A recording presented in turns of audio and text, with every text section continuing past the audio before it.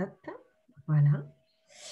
Et je voulais faire une petite introduction, d'abord pour ceux qui nous rejoignent pour la première fois sur le super collectif.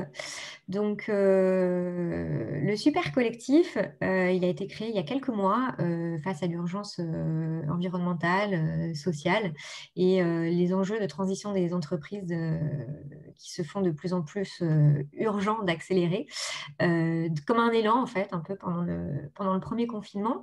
Et donc, ça a démarré assez vite et on a de plus en plus de monde qui nous rejoint avec des professionnels. Vraiment, c'est la pluralité des expertises qui fait notre singularité, avec à la fois des professionnels indépendants sur l'innovation, la transformation, l'accompagnement des entreprises dans cette transition et nécessairement, au cœur de l'innovation, c'est l'innovation durable est forcément un thème central dans les projets que nous lançons.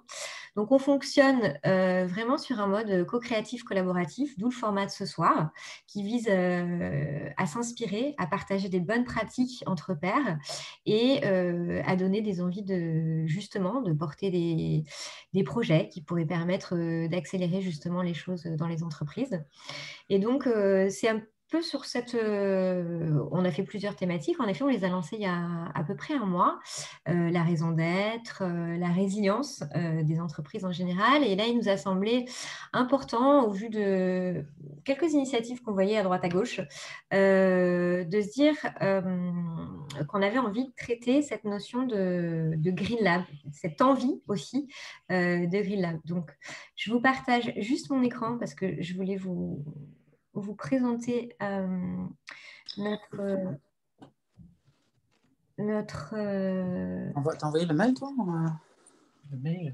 Je t'ai écrit le texte pour mettre dans le bot. J'ai fait un bot de bienvenue. Excuse-moi, Jérémy, on t'entend?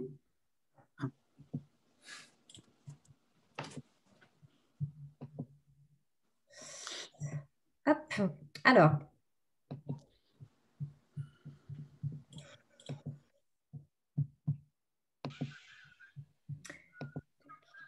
Excusez-moi.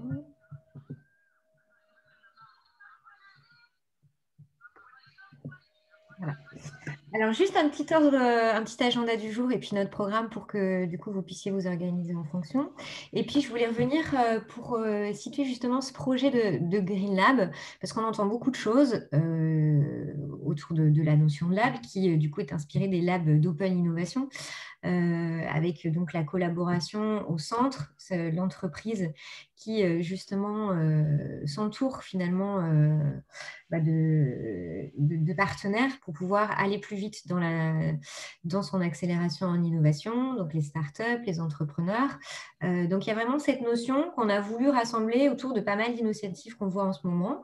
Et Green, je voulais juste resituer par rapport à d'autres choses qui peuvent exister. On n'entendait pas green comme écologie et comme uniquement la question de la tech verte ou ce genre de mots qu'on a pu voir appliquer sur la notion de Green Lab.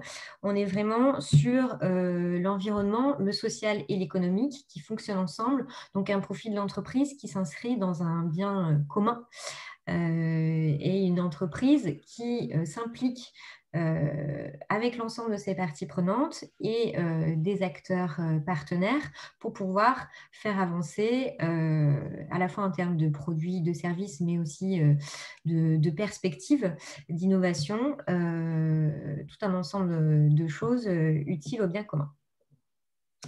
Donc, en quelque sorte, pour résumer, on avait envie justement de se dire qu'est-ce que serait notre Green Lab idéal. Ben, ce serait, en fait, si on veut définir ce qu'on voudrait co-créer avec vous ce soir, ce serait un espace donc initié au sein de l'entreprise et hébergé au sein de l'entreprise qui favorise l'innovation, la collaboration autour de sujets en lien avec l'expertise métier et qui permettent à l'entreprise de vraiment asseoir, enfin vraiment prouver et mettre en œuvre sa raison d'être de l'entreprise et contributive à l'intérêt commun.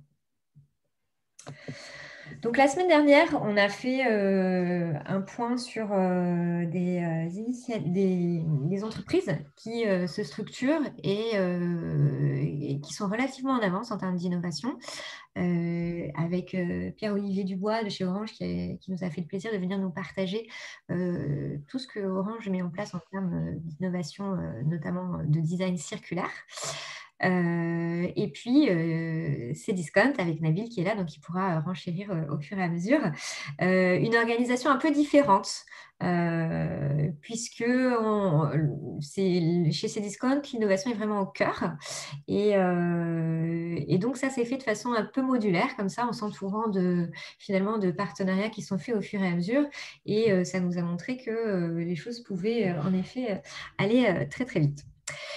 Du coup, ce soir, on avait envie de développer une deuxième partie beaucoup plus axée sur la collaboration et justement venir décrypter quels sont les enjeux autour de la collaboration et comment on pourrait aller plus loin sur la création d'un Green Lab et justement que pourrait apporter un Green Lab avec cet apport en collaboration pour aller plus loin dans l'innovation durable. Donc, on va prendre un premier temps pour analyser les enjeux de la nécessité de collaborer dans l'innovation durable, pourquoi certaines entreprises ont des difficultés à avancer seules, pourquoi certains secteurs nécessitent de se réinventer et pourquoi on a besoin du coup de rassembler l'ensemble des acteurs par la complexité systémique. On fera ensuite du coup un point sur différents modèles d'organisation basés sur la collaboration, avec du coup le partage de Ashoka et Flixbus que je vais introduire juste après.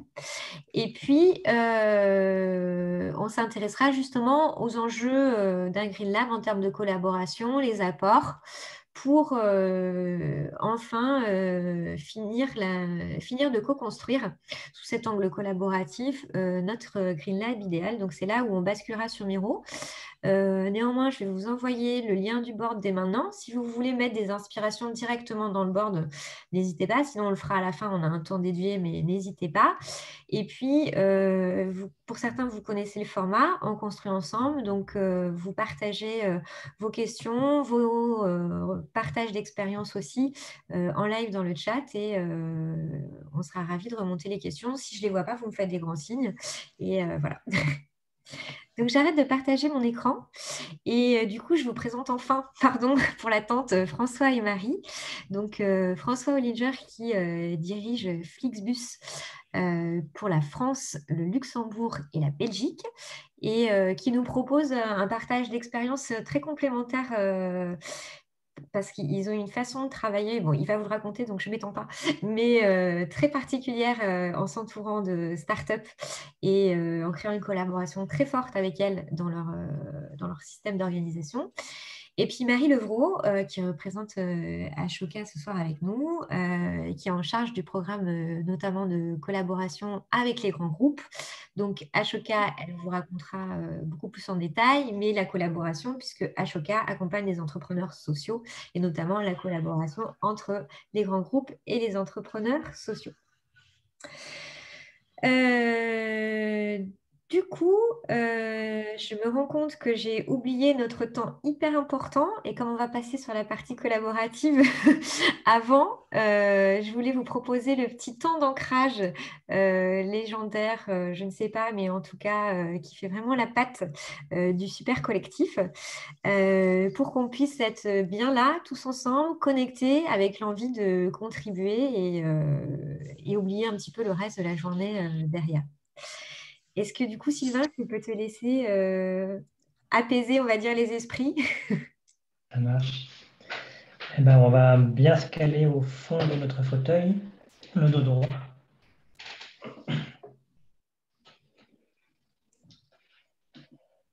Poser les mains sur les cuisses, sur les genoux. Fermer les yeux.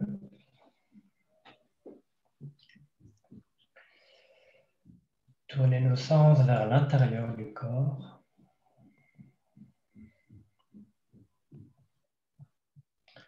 Fermer la bouche. Rentrez légèrement le menton et inspirez lentement l'air par les deux narines.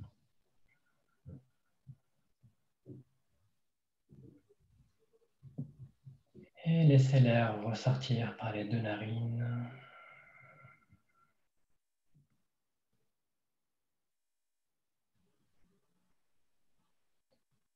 Inspirez à nouveau par les deux narines.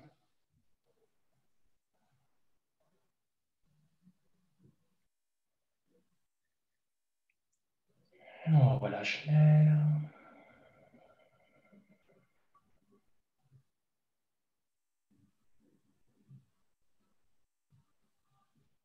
Inspire une troisième fois.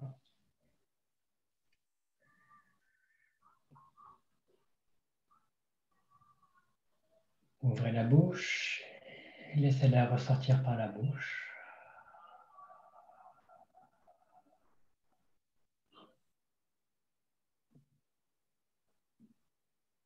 Puis portez votre attention sur la plante des pieds.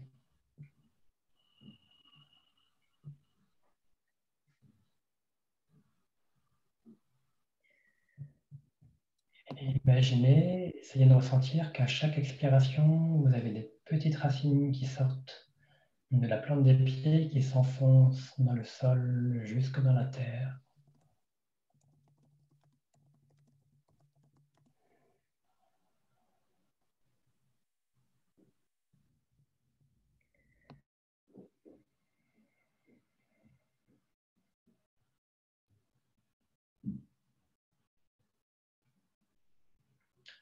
Et qu'à chaque inspire, vous aspirez une énergie, une sorte de fluide de la terre le long de vos jambes.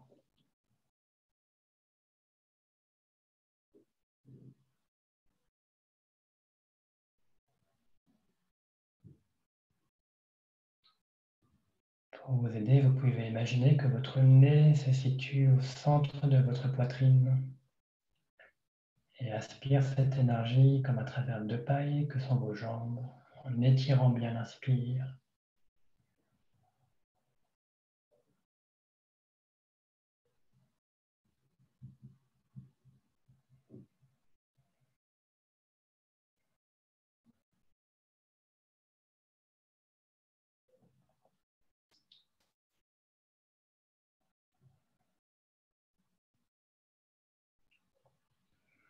Peut-être allez-vous ressentir comme des petites bulles de champagne, par exemple, qui montent le long des jambes.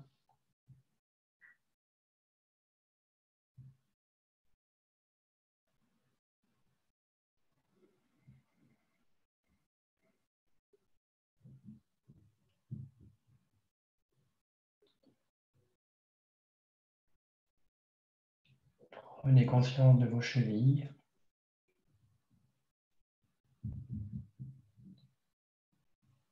De vos mollets.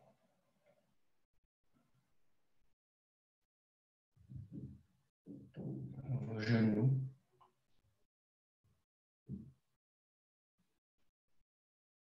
Vos cuisses.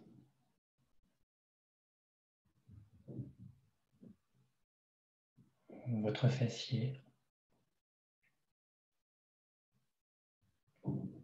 Vos organes génitaux. Votre ventre. Le bas de votre dos.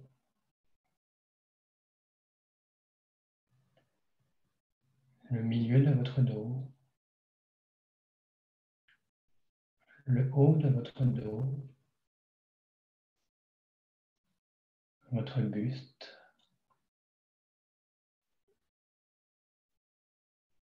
Vos bras.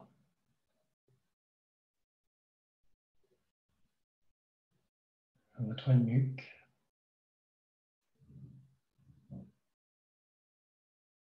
Votre mâchoire.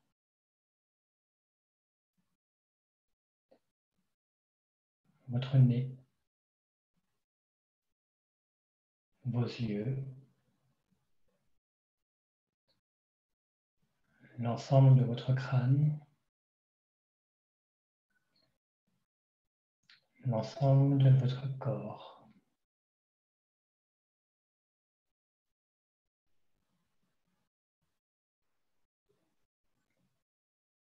Et rouvrez doucement vos yeux.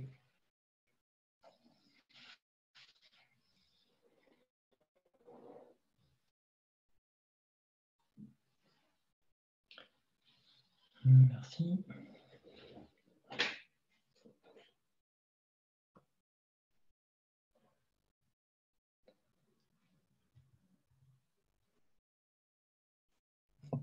Excusez-moi, mon micro, j'étais tellement, j'étais tellement prise par l'instant. Merci beaucoup, Sylvain. Ça fait beaucoup de bien de pouvoir se poser et du coup de se reconnecter ensemble. Donc, on va démarrer notre échange. Et du coup, pour cette première partie, on va échanger avec François et Marie sur leur expérience, justement, au travers de leur expérience personnelle ou de leur expérience sur l'ensemble du coup des collaborations, Marie, que toi tu as pu avoir avec Ashoka. Qu'est-ce que vous constatez sur les difficultés que peuvent avoir les entreprises à innover seules sur cette partie d'innovation durable? Quels sont les freins au travers peut-être de la présentation de comment vous êtes justement organisé pour, en tout cas toi François, pour pouvoir justement apporter cette collaboration nécessaire. Au revoir Pierre, merci. À bientôt. Est-ce que je prends les commandes? Oui, alors du coup, tu peux prendre la main pour la projection. Est-ce que Marie, tu veux projeter? Parce que comme tu as un peu plus de contenu, de matière que moi, je veux bien faire l'intro et Marie va partager son écran. On a co-construit la présentation. Donc voilà, on fera ça en 2 temps. Moi, je vais rapidement présenter Flixbus, présenter ce que moi je fais au sein de Flixbus et répondre du coup aux questions que Maud a soulevées dans son introduction. Merci pour ça. Donc rapidement, Flixbus, pour les gens qui ne connaissent pas forcément, donc c'est à la fois une entreprise de tech, mais surtout on va dire un bus provider. Ça vous permet de voyager de façon accessible et surtout green, comme on dit. Donc voilà. Flixbus est aujourd'hui divisé en 4 parties. La partie B2C que vous connaissez, ce qu'on appelle nous les lignes, les concessions, les cars Macron. Donc c'est des lignes qui vont de Paris à Lyon, de Lyon à Nantes, etc. où vous pouvez acheter un ticket individuel comme un ticket de train. Et ça partout dans à peu près 40 pays dans le monde. Donc c'est ce qui a fait la renommée de Flixbus. C'est les bus verts que vous voyez sur les différentes routes. On a la partie Flixcar, qui est l'équivalent du Blablacar que vous connaissez aujourd'hui, donc ça s'appelle du carpooling. Et la partie Flixtrain, qui est pour le moment bien développée en Allemagne, dans les Nordiques, et qui arrivera, j'espère, en France assez rapidement. Et ma partie à moi, c'est ce qu'on appelle donc le charter. La partie B2B, c'est que nous, on transporte des groupes entiers, des écoles, des assos, des clubs de sport. On organise des grands événements, type Coupe du monde de rugby, Coupe du monde de foot, voilà, etc., des festivals. Et on supporte les métropoles pour développer leur mobilité. Donc voilà. Cette introduction faite sur les différents piliers de Flixbus est importante parce qu'elle va permettre aussi de comprendre les différentes complexités. Moi, je dirige la partie qu'on appelle charter pour les pays francophones. Et ce qu'on a voulu développer, et ça va répondre directement à la question 1, est-ce que c'est compliqué de développer de l'innovation dans une entreprise? Et 2, si oui ou non, comment est-ce qu'on fait pour justement travailler là-dessus?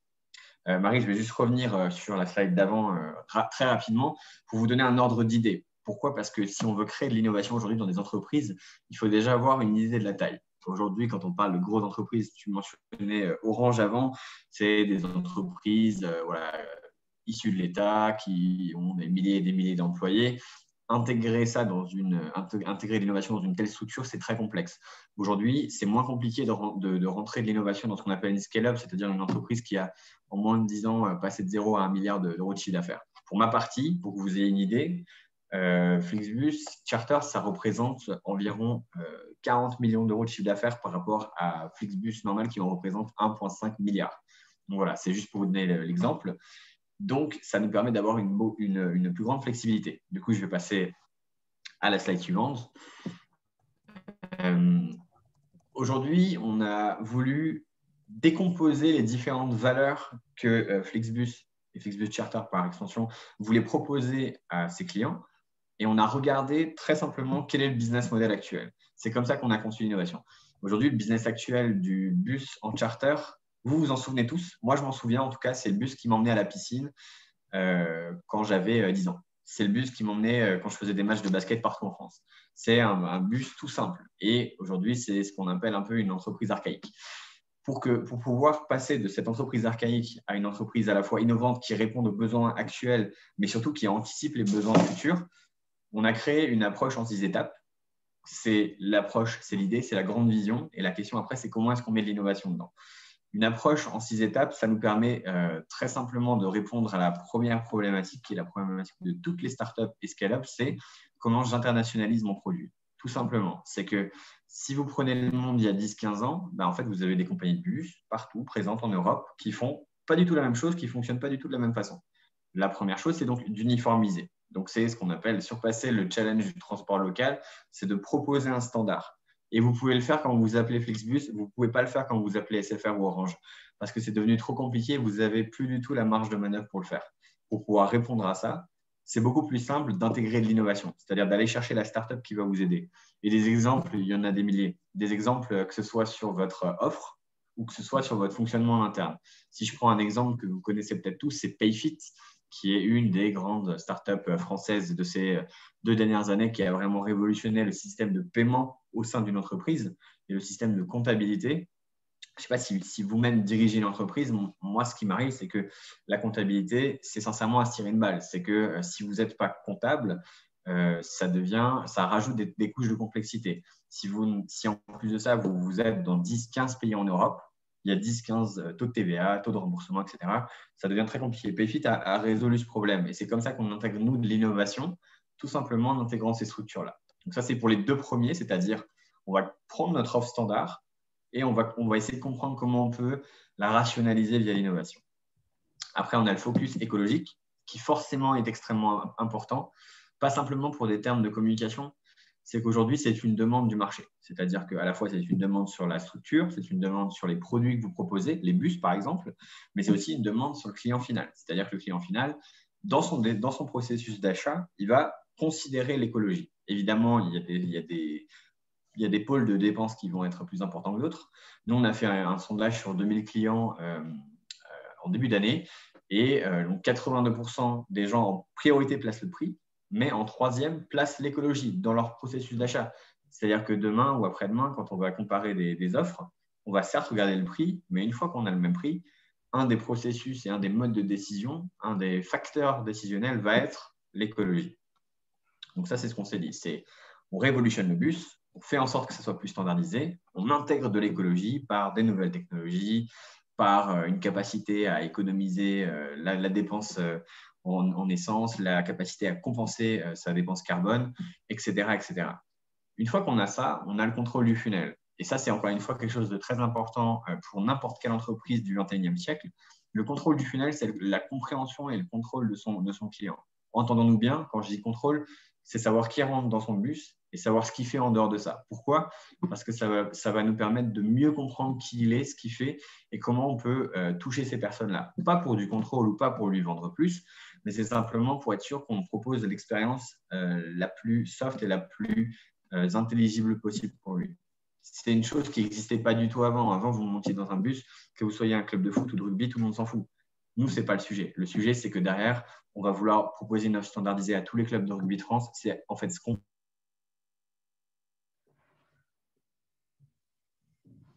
plein de contraintes auxquelles vous ne pensez pas forcément quand vous montez dans un bus et qui peuvent vite devenir des vraies épines dans le pied. Et donc, ça m'amène au dernier point qui est l'offre sur mesure pour les différents groupes. Et ça, c'est 6 points à traiter. Et donc, ça répond à la question 1. C'est compliqué de faire de l'innovation de façon générale parce qu'on va aller contrevenir à un business model.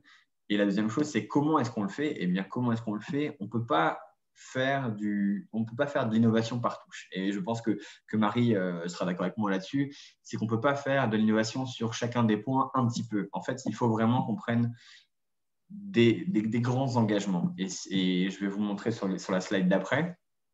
Parmi les grands engagements qu'on a, on s'est dit comment est-ce qu'on va faire pour faire en sorte de répondre au point du funnel, par exemple. Comment est-ce qu'on fait pour révolutionner l'expérience client ? Alors qu'en réalité, une école, elle vient dans un bus, elle veut aller d'un point A à un point B, basta, très bien. Et donc là, je vous donne 2 exemples de ce qu'on peut appeler du back-end et du front-end, de notre vision sales. C'est que le front-end, ça va être votre voyage de A à Z. Comment est-ce qu'on peut faire pour faire une immersion complète? Et alors, je vais vous donner un exemple qu'on a développé avec un grand parc d'attractions français, dont je tairai le nom. C'est très simple, c'est que lorsque vous rentrez dans une navette à destination de ce parc, auparavant, vous regardiez par la fenêtre, etc. Il ne se passait rien, vous étiez dans les bouchons. Là, l'intérêt de cette application qu'on a développée avec une start-up néerlandaise, c'est que ça vous permet de, savoir en temps réel ce qui se passe dans ce parc, quelle attraction est déjà surbookée, quelle attraction est libre. Ça vous permet d'enlever ce stress de l'arrivée au parc. Et la deuxième chose, c'est que ça vous permet déjà d'être dans l'expérience client du parc. Et ça, du point de vue du parc, c'est une plus-value énorme parce qu'on peut déjà communiquer avec son client dans des endroits dans lesquels on ne communiquait pas du tout avant. Et c'est une plus-value énorme. Pour le client, ça enlève effectivement, pour le client final, le voyageur, ça enlève également la partie stress du voyage. Ça lui permet de comprendre ce qui se passe. Et nous, en termes techniques, c'est assez facile à faire. Donc ça, c'est la partie, on va dire, front-end. Concrètement, qu'est-ce qu'on propose au client? Et en back-end, c'est-à-dire de la prévente, là pour le coup, l'exemple de l'assurance, c'est développer une assurance en B2B pour les bus. Bon, techniquement, ça n'existait pas avant, on l'a fait, on l'a développé. Ça permet à un client, très simplement, de monter dans le bus. Si le bus a plus d'1 heure de retard et que dans notre contrat, on s'engage de toute façon à le rembourser, il est encore dans le bus qui est déjà remboursé. Ça paraît simple quand on fait du B2C, c'est des choses qui existent déjà, mais pour du B2B, ça n'existait pas encore. Et c'est quoi l'intérêt pour ça? Pour nous, c'est d'améliorer l'expérience client, très simplement. Et ça permet aussi aux clients d'être plus familiers avec ce type d'offre et surtout de donner un standard sur le marché. Si on prend l'exemple d'Airbnb ou des loueurs de voitures ou de tous les autres services que vous avez désormais l'habitude d'utiliser, ce qui a fait leur force et ce qui a fait leur réussite, c'est qu'ils sont arrivés sur un marché, ils ont cassé des codes et ils ont mis en place un standard. Airbnb, c'est l'exemple type de si ça se passe mal, vous envoyez des photos, ça m'est arrivé il n'y a pas longtemps, vous envoyez des photos de l'appartement et en 2 heures, c'est réglé. Parce qu'on laisse la priorité au client. Parce qu'un client satisfait, ça ne coûte rien du tout. En revanche, un client insatisfait, ça coûte beaucoup plus cher en termes de réputation et en termes d'argent à cette entreprise-là. Et donc maintenant, je vais finir sur la question en fait, qui est centrale aujourd'hui, c'est comment est-ce qu'on fait ça?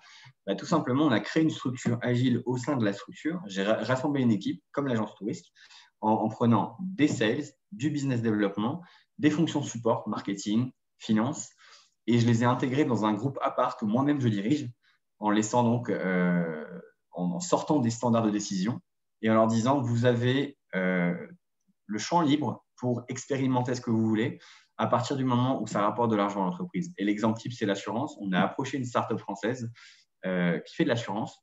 On leur a dit, vous développez ça pour nous. Ça n'existe pas encore. L'avantage pour vous, c'est que vous arrivez dans une structure qui existe déjà et vous faites ce que vous voulez. Et la contrepartie pour nous, c'est qu'on a des gens qui, en totale autonomie, sans que moi je regarde, puissent se développer. C'est-à-dire qu'il n'y a pas d'agenda caché. Et ça, c'est un des plus gros avantages. Et je pense que, encore une fois, dans la présentation qui va suivre, on aura d'autres exemples. Pourquoi un lab ne marche pas? Parce qu'il y a des agendas cachés, parce qu'il y a des gens qui… il n'y a pas d'agenda caché, c'est ça la question? Je m'explique.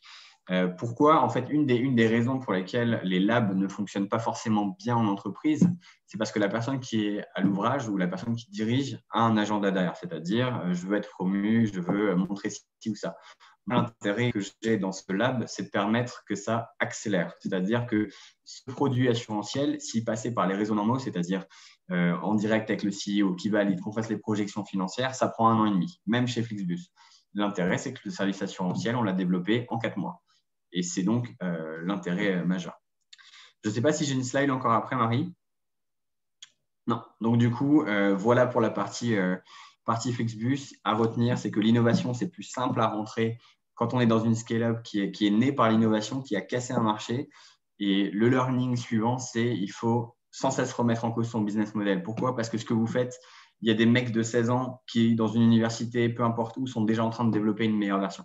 Voilà, ça c'est mon learning à moi. Marie, tu as la main. Merci François. Du coup, juste, est-ce qu'il y en a qui partagent ce point de vue et qui veulent réagir par rapport notamment à l'innovation durable sur lequel, c'est vrai qu'on partageait ça, François, c'est vraiment l'enjeu est tellement plus complexe aussi qu'on a cette nécessité de l'entreprise d'aller fédérer finalement toutes les initiatives qui sont vraiment à la pointe, entre guillemets, en tout cas qui expérimentent, qui ont envie de faire des choses et qui, du coup, peuvent peut-être le faire via le terrain de l'entreprise, quoi. Et c'est vrai que la nécessité d'accélérer encore plus sur l'angle de l'innovation durable, c'est comme ça qu'on imaginait vraiment finalement l'enjeu de ce lab, c'est de pouvoir catalyser quelque part l'ensemble des acteurs sur l'enjeu. Je veux juste rajouter une chose, moi, si tu me le permets, parce que ça fait partie de la discussion qu'on a eue hier soir, et peut-être que les gens se posent la question pourquoi Orange, BMW, Renault n'innovent pas plus, même s'ils innovent déjà beaucoup. Il y a une chose qui est importante, c'est que les gens sont souvent pieds et poings liés par les enjeux politiques qui se passent dans leur pays, ce qui n'est pas notre cas, déjà parce qu'on est en Allemagne, et surtout parce que moi, j'ai un peu mis une chape de plomb sur mon InnoLab, c'est-à-dire que je ne regarde pas ce qui se passe et je suis extérieur à ça, donc je n'ai pas la pression des politiques. Aujourd'hui, il y a une chose qui est hyper importante, c'est que envisager de faire de l'écologie, envisager de faire de l'innovation durable, c'est une chose. Pouvoir le faire, c'en est une autre. Et surtout, être confronté aux ambitions politiques et aux enjeux politiques, c'est un troisième point. Il faut bien avoir ça en tête avant de se poser la question de pourquoi les gens ne réagissent pas par rapport à l'urgence climatique, par exemple.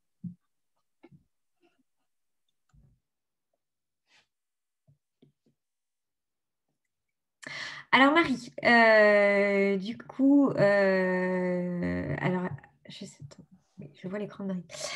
Marie, toi, tu voulais nous partager ton expérience qui est un petit peu différente du terrain, puisque du coup, toi, les clients qui viennent te voir, en fait, ils vous connaissent parce que vous êtes soutien et vous aidez finalement les entrepreneurs sociaux, mais tu vas nous détailler tout ça.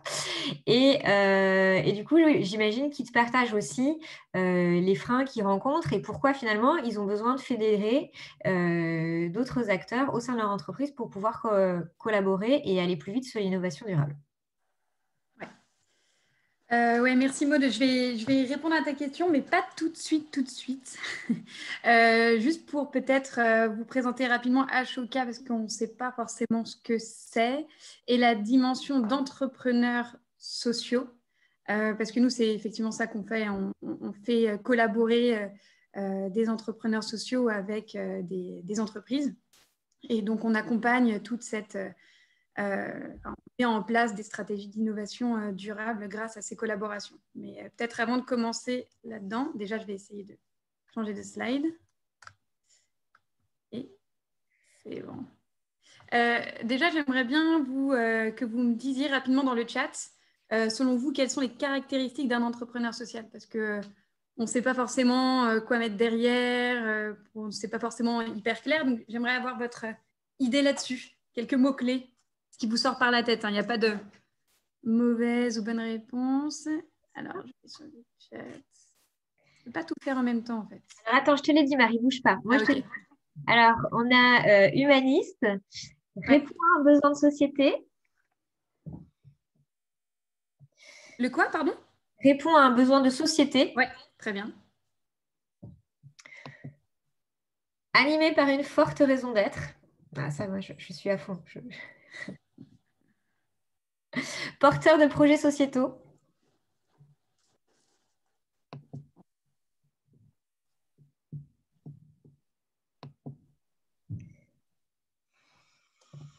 Attends, c'est bon? Ouais, pour l'instant. Je vois rien. Ok, super. Bah, écoutez, c'est un peu tout ça. Juste pour vous donner quelques exemples d'entrepreneurs sociaux qui font partie du réseau Ashoka. Donc, on a par exemple Wiro, ici, qui est en fait un cabinet de recrutement de personnes réfugiées. Voilà. On a aussi Canopy, donc ça a été créé par Nicole au Canada, qui va accompagner les entreprises pour faire en sorte que leur supply chain ait un impact positif et non négatif sur la planète et notamment sur la forêt. Donc, par exemple, faire en sorte que le packaging qu'on va utiliser pour les produits de beauté ou autres ne proviennent pas de forêts protégées, mais soient faits de façon écologique. Jimmy Wales, que vous connaissez peut-être, qui a créé Wikipédia, est un fellow Ashoka. Voilà, parce que c'est vraiment la connaissance, le savoir pour tous. Ou encore Maike, qui a créé EME et qui est un peu le Tinder du déchet pour les entreprises. Voilà. Donc, je suis une entreprise, j'ai un déchet, je suis une autre entreprise, j'aimerais bien produire quelque chose et je pourrais utiliser ce déchet pour produire quelque chose. Donc là, c'est vraiment le typique de l'économie circulaire. Voilà, ça vous donne un petit exemple des quelques entrepreneurs sociaux qu'on a dans notre réseau chez Ashoka. Et en fait, nous, les caractéristiques de ces entrepreneurs sociaux qui ont vraiment dans leur ADN justement l'innovation, dont on va parler après, pour nous, on a 5 critères, 3 qui ont trait à la personnalité de l'entrepreneur social. Donc, il y a à la fois la créativité, évidemment, il a des qualités entrepreneuriales, il va avoir une fibre éthique, donc humaniste, et 2 critères qui sont, donc il faut que ce soit une idée innovante, justement. Il faut que ce soit nouveau et que ça réponde à un problème de société et que l'impact soit systémique. Donc, en fait, on ne va pas réparer quelque chose, on va vraiment résoudre le problème à la racine. Donc, par exemple, j'ai un déchet. Au lieu d'utiliser ce déchet pour faire un sac à main, et je vais faire en sorte que ce déchet n'ait pas lieu. En fait. Et c'est ça, en fait, résoudre le problème à la racine, avoir un impact systémique. Donc, ces entrepreneurs sociaux, ils font partie... nous, on en a à peu près 3800 dans notre réseau. On est le premier réseau mondial d'entrepreneurs sociaux. On a été créé il y a presque 40 ans. On est dans plus de 90 pays. Voilà, c'est juste pour vous donner un petit peu une idée de ce qu'on est. Et l'impact de nos fellows, donc on appelle ça des fellows parce qu'en fait, une fois qu'un entrepreneur social fait partie de notre réseau après 1 an de sélection, il en fait partie à vie. Donc, on parle vraiment de fellow Ashoka. Et après, on va accompagner ces fellows pour faire en sorte qu'ils puissent démultiplier leur impact à l'échelle nationale, voire internationale. Voilà, donc on leur met à disposition tout un tas de choses, que ce soit donc une bourse, mais aussi un réseau de partenaires, un réseau de mentors et évidemment un réseau de fellows, parce qu'un fellow en France va pouvoir potentiellement bénéficier de l'expérience d'un fellow en Amérique latine. Voilà. Je ne vais pas aller trop dans le détail, juste pour vous faire la transition de pourquoi moi je suis là finalement, quel est le rôle d'Ashoka, enfin quel est le lien finalement avec le business, avec les entreprises. C'est qu'on a réalisé que voilà, en accompagnant l'accélération de l'impact de ces entrepreneurs sociaux, c'était super, mais que ça ne permet pas forcément de changer le monde d'une certaine façon. Et qu'une des façons de le faire, c'était d'aller vers les entreprises. Voilà, donc c'est d'un côté, on a nos entrepreneurs sociaux qui ont besoin des boîtes pour démultiplier leur impact. Et de l'autre côté, on a les entreprises qui ont besoin on le voit, hein, qui ont besoin de se transformer pour rester innovantes, sachant qu'aujourd'hui, tout bouge de plus en plus. On peut le voir d'ailleurs dans le contexte actuel. Et donc, d'un côté, nos entrepreneurs sociaux, ils ont des innovations incroyables qui touchent aux vrais enjeux de société. Hein, ça a été cité dans le chat, porteurs de projets sociétaux. Et de l'autre côté, nous, en tout cas, c'est vraiment notre parti pris. On considère que les boîtes qui vont survivre, c'est celles qui auront su anticiper les enjeux ces vrais enjeux de société. Voilà. Elles n'auront pas seulement un impact économique, elles auront aussi un impact social et environnemental. Voilà, donc vraiment, nous, ce qu'on porte chez Ashoka, c'est le fait que les entreprises doivent allier impact positif et business. Voilà. Donc, vraiment intégrer dans leur ADN l'innovation durable. Et du coup, Marie, moi, j'ai une question, parce qu'on n'a pas forcément abordé ce point-là. Comment ça se passe, en fait, dans les faits? C'est-à-dire que vous avez des entrepreneurs sociaux, et puis après, vous allez, en fonction de leurs besoins, aller connecter, entre guillemets, avec des entreprises pour leur permettre d'avoir ce terrain d'exploitation, ou tu as de l'autre sens, en fait, des entreprises qui se disent, moi, j'ai besoin de développer ça. Est-ce que vous avez un entrepreneur qui peut venir nous appuyer là-dessus? Et est-ce que, du coup, c'est l'occasion qu'ils vous partagent quelles sont les difficultés et en quoi, finalement, ça répond à la collaboration, leur permet de répondre à ce point faible, en fait? En fait, nous, ce qu'on fait, c'est un tout petit peu plus large que ça. En fait, on a mis en place en fait un dispositif qui dure à peu près au moins 3 ans. qui va permettre d'accompagner une entreprise sur une thématique en lien avec son cœur business. Ça, c'est quelque chose d'extrêmement important. On va accompagner l'entreprise pour qu'elle se transforme de l'intérieur et qu'elle puisse intégrer l'impact dans son business. Du coup, pour ce faire, on va identifier cette thématique dont je te parlais. Donc, par exemple, je ne sais pas, je travaille avec Flixbus, donc sa thématique, c'est la mobilité. Voilà. En fonction de ça, on a des ingrédients clés.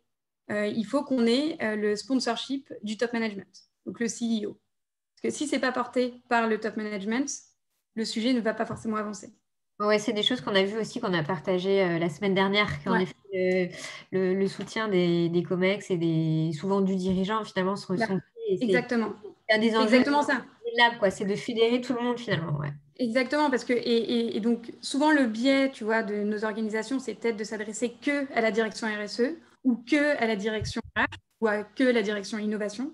Nous, ce qu'on essaie de faire, c'est rassembler ces différentes parties prenantes, tu vois, pour que ça touche pas juste à un côté de l'entreprise, mais vraiment à l'ensemble et au cœur business de la boîte. C'est notre conviction aussi au Super Collectif, et c'est pour ça que c'était hyper important que vous veniez témoigner de ça aussi. C'est pour ça qu'on pense qu'il faut vraiment une pluridisciplinarité pour réussir à parler à l'ensemble des parties prenantes. Voilà, exactement. Donc, tu vois, on va rassembler ce petit monde, on va identifier la thématique cœur qui va un peu guider l'ensemble de nos actions, en fait, pendant les 3 années à venir. Et puis après, on va... effectivement, on va faire plusieurs choses. On va jouer sur la partie innovation sociétale. Donc, on va identifier des entrepreneurs sociaux qui peuvent aider l'entreprise sur cette thématique cœur, donc sur la mobilité. Donc, par exemple, la mobilité, on va identifier un certain nombre d'entrepreneurs sociaux. On va vraiment qualifier, on va vérifier si ces entrepreneurs sociaux sont, tu vois, s'ils savent bosser avec des boîtes, parce que ce n'est pas forcément hyper facile, s'ils ont une offre suffisamment développée ou pas, s'ils ont la volonté de bosser avec un Flixbus. Et puis après, on va opérer cette mise en relation, donc ce matching, d'une certaine façon, entre la boîte et une cohorte d'entrepreneurs sociaux. Et on va accompagner la collaboration. Donc, en fait, voilà, tu as cette partie collaboration business. Et après, on pourra aller plus en détail, les différents niveaux de collaboration, les outils pour accompagner ces collaborations, etc. Mais nous aussi, ce qui est hyper important et qu'on porte, c'est aussi cette importance d'accompagner la transformation culturelle de l'entreprise. C'est super, en fait, de faire bosser une entreprise avec une start-up, mais ce n'est pas ça qui va la changer, en fait, dans la durée. Donc, c'est hyper important de se dire, OK, pour transformer la boîte dans la durée, je vais identifier un certain nombre de collaborateurs. Je vais identifier les compétences que je souhaite développer chez ces collaborateurs. Parce qu'en fait, pour innover de façon durable, il faut avoir des compétences clés qu'on ne valorise pas forcément aujourd'hui. Donc, ça peut être être plus en mode test and learn, être plus créatif, être doté d'empathie. Aujourd'hui, on en parle beaucoup. Avoir un mindset un peu plus de problem solver.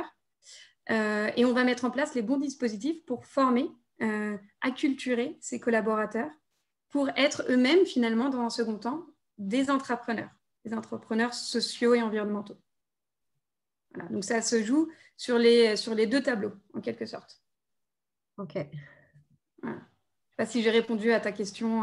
Oui, complètement. Puis on reviendra un petit peu dessus tout à l'heure, justement, sur les bons conseils, finalement, qu'on pourrait donner et qu'est-ce qu'on retient, tu vois, pour justement la création de ces Green Labs en termes d'acculturation et comment, je trouve ça intéressant, ce parallèle de l'entrepreneur socio-intégré qui, finalement, forme un intrapreneur et finalement, on a comme ça une culture de l'entreprise qui se transforme de la collaboration et je pense que c'est quelque chose d'important pour ce projet de Green Lab. Ouais.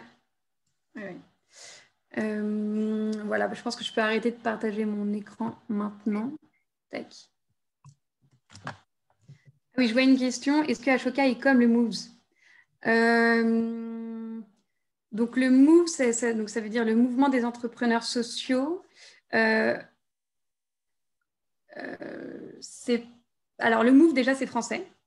Ashoka, on est un réseau mondial dans plus de 90 pays. Donc, déjà, ça, c'est une grosse différence. Et surtout, le Move, c'est vraiment une entreprise c'est une association qui fait du plaidoyer.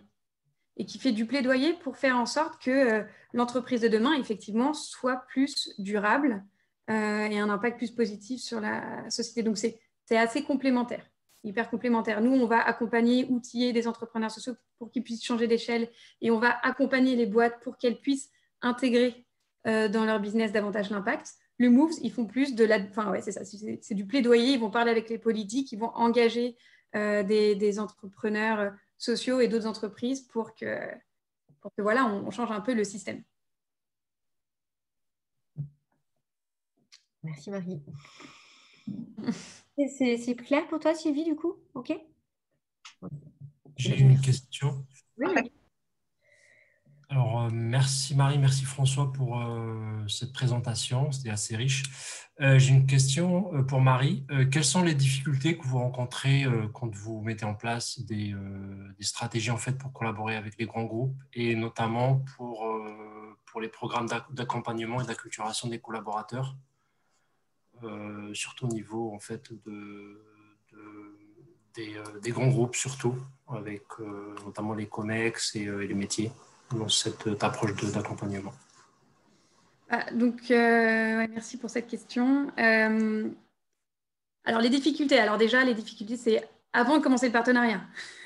Il faut réussir à embarquer tout le monde. C'est ça qui est hyper compliqué. En fait, souvent, tu parles avec la direction RSE, mais pas forcément la direction RH, pas forcément les directions business. Donc, nous, notre grand challenge, c'est réussir à rassembler ces différentes parties prenantes et les engager. Après, une fois que c'est lancé, on a vraiment, ce qui est hyper important, c'est justement ce que je disais tout à l'heure, c'est engager le top management. Donc la difficulté, c'est que il peut y avoir des changements de direction, il peut y avoir des changements de stratégie. Enfin, tu vois, je l'ai vécu pour un des partenariats que je gère. Notre grande sponsor est partie, faut réembarquer la nouvelle. Qui veut marquer son territoire et donc elle a envie de changer le projet, tu vois. Donc il faut toujours se réadapter, se réajuster. Enfin, bon, ça c'est comme tout projet finalement qu'on connaît, quoi. Autre difficulté, en fait c'est aussi une difficulté d'un projet un peu de conduite du changement, hein, c'est que il y a beaucoup de sceptiques parce qu'aujourd'hui c'est quand même un sujet très nouveau. Un peu pionnier où pour faire, en fait, business in this business, tu vois, il faut faire avancer une boîte, tu as des KPIs, souvent assez court terme, ok. Nous, ce qu'on propose, c'est quand même plus le temps long. On propose de développer des nouvelles compétences auprès des collaborateurs, on propose de faire des collaborations business avec des entrepreneurs sociaux, mais ce n'est pas ça qui va transformer ton business dans 3 mois ou dans 6 mois. Donc, tu vois, je dirais que la difficulté, c'est vraiment lever un peu ces freins, les biais, en fait, de certains collaborateurs et souvent, du coup, certains dirigeants qui sont à la tête de nos partenaires. Voilà.